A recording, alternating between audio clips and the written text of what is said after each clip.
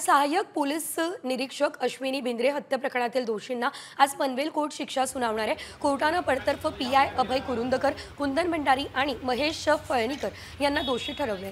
त्यामुळे कोर्ट दोषींना काय शिक्षा सुनावणार याकडे सर्वांचं लक्ष लागलंय। 11 एप्रिल 2016 रोजी अश्विनी बिंद्रे यांची हत्या झाली होती।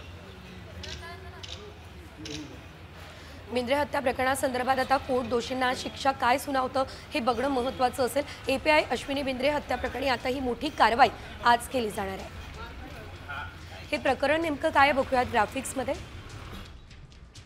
2016 मध्ये हत्या केली होती, शरीराचे तुकडे केले होते आणि वसई खाडीमध्ये हे तुकडे टाकले होते।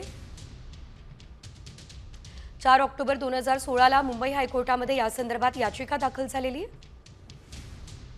तत्कालीन पोलीस निरीक्षक अभय कुरुंदकरवर हत्येचा आरोप आहे। 7 डिसेंबर 2017 ला नोकरीवर असताना अभय कुरुंदकरला बेड्या ठोकण्यात आल्या।